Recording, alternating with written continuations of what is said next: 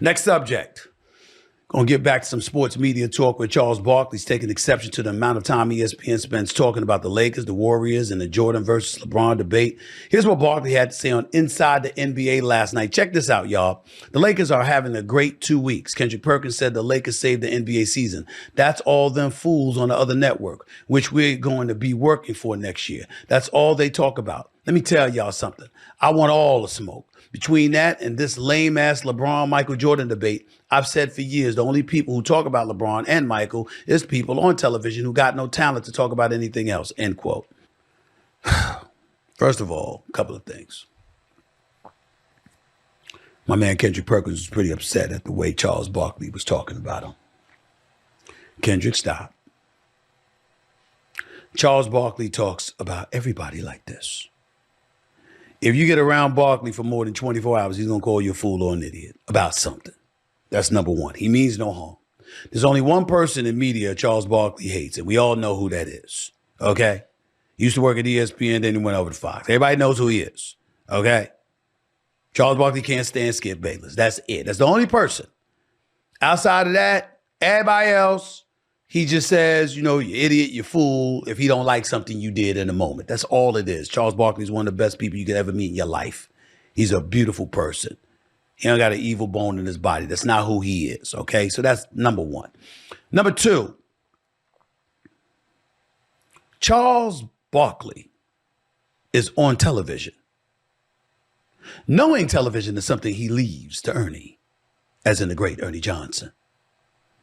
Charles Barkley ain't got time for that. Why do I bring that up? Because subject matters as it pertains to what you're talking about on television. You ever heard of Nielsen ratings? People pay attention to the stuff that they want to pay attention to. They turn the channel when you're talking about stuff they don't care to hear about. I got news for TNT right now. Charles Barkley. Spend 10, 15 minutes talking about Oklahoma City, the number one team in the West. Spend the same amount of time talking about the Cleveland Cavaliers. And then take a look at your ratings. If you ain't mentioning Boston, you ain't mentioning New York, you ain't mentioning LA, you ain't mentioning LeBron, you ain't mentioning Steph, you're not mentioning Jimmy Butler with Steph, you're not mentioning Luka Doncic with LeBron, you're not doing any of those things, watch where it gets you. Ratings matter. I would know. I've been blessed and fortunate enough to win at them for the last 13 years. Now, I'm not an Emmy award-winning show like Inside the NBA. But once again, Ernie handles a lot of that stuff. Those guys know their basketball and they come on to talk basketball. But in terms of the subject matters to be tackled, you pay attention to what resonates with the audience and also what games you're featuring. Charles Barkley is the same person that says, literally working for the network, I don't know why the hell anybody will watch this game if it's a particular game he's disgusted by. I don't know why anybody would pay attention to this subject, that subject, because he's talking. So everybody just relax. That's not who Charles Barkley is. But to get to a deeper point, when he brings up ESPN, ESPN is a 24/7 network. We ain't playing NBA games, airing NBA games, and airing a half-hour pregame show and then an hour-long post-game show, and then before and after you got Law and Order episodes. That's not what we do at ESPN. We are a 24/7 sports network. So you're going to find yourself talking about things, even regurgitating things, getting into stuff, talking about things, giving people ideas about narratives and all of that stuff. Why? Because it's the kind of thing people think about. It happens. And by the way, while Charles Barkley was going off and calling us fools at ESPN, he acknowledged that he was about to be a fool because they're about to be over here. And what you think Charles Barkley going to be doing? And what kind of narratives you think he's going to be creating? Charles Barkley ain't never created any narrative. Charles Barkley ain't never opened his mouth and said, yo, blah, blah, blah. And that ended up being a story the next day. Didn't Charles Barkley? You thought I got called out by LeBron. Did you see what LeBron did with Charles Barkley years ago? And Charles Barkley had to address it by saying he wasn't going to get personal. It happens. How many people has Shaq got into it with? It happens. It all contributes the great television. And the best part about it is that it's not manufactured. It's what really people are thinking about and talking about and what's on their collective minds. It just so happens to be manufactured in a good television. Where's the crime? Barkley's going to go off about that. He was disgusted that Big Perk said the Lakers have saved the NBA. I didn't agree with Perk's take, but it wasn't like it should be summarily dismissed.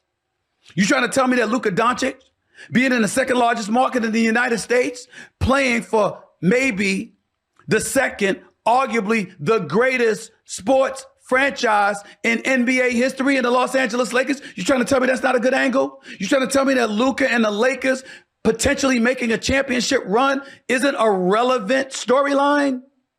Is that what you're trying to tell me? Of course it is. Of course it matters. That's how it goes. Now, that doesn't mean Cleveland is not a great story. It doesn't mean Oklahoma City is not a great story. Let me tell you something right now.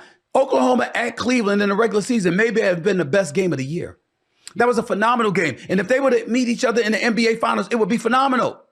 But you're trying to tell me people don't want that, or people do want that more than they want Boston versus LA?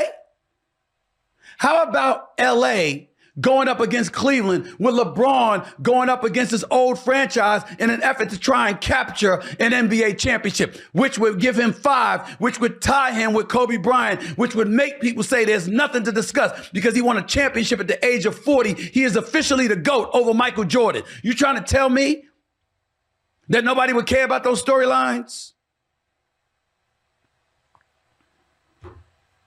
Maybe Barkley would say they don't. But that's because he does television, as opposed to actually knowing it, meaning knowing what storylines resonate on a day-to-day basis. I'm not taking a shot at him. I'm just telling you, the brother's preoccupied. He's got golf, he's got gambling, he's got a whole bunch of stuff that he loves to do. He lives his best life. It's my brother. I love Charles Barkley. Love him to death. And guess what? It wouldn't surprise me at all if tomorrow on TV, I'm the idiot. Or Tuesday or whenever he's back on. Because he ain't working every day. That's not what he does. And he'll tell you in a heartbeat, that fool. And I'll laugh because I love him. Because I know he means no harm. He's just expressing an opinion. Everybody need to calm down. Everybody need to calm down.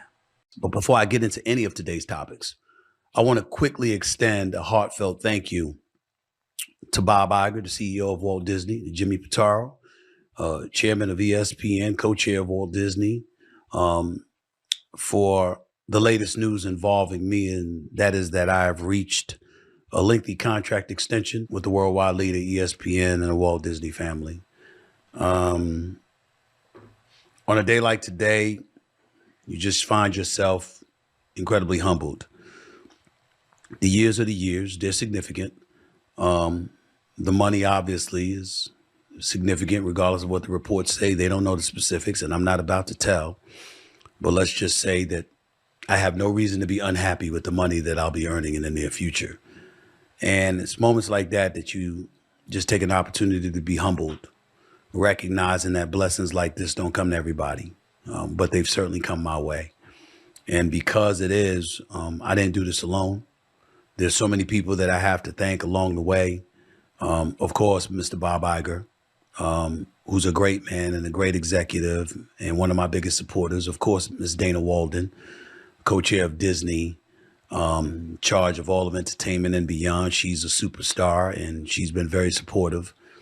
Deborah O'Connell's of the world, running ABC News, along with other things. Jimmy Pitaro, of course, running ESPN. Burke Magnus directly under him. Of course, my man Dave Roberts as well. The negotiations were too damn long. I was not happy with the length of the negotiations. I can tell you that. It gets very excruciating. And even though people may not feel that way, to get you for the price they want you at and for you to battle for the price you think you deserve, things get said, feelings get hurt, and all of that other stuff. And it can be very excruciating. And damn it, at times, there's some things certain people can't come back from. But in the end, the deal is done. And particularly in my case, specifically with a Bob Iger, a Dana Walden, and a Jimmy Pitaro, I just can't. My gratitude knows no limits.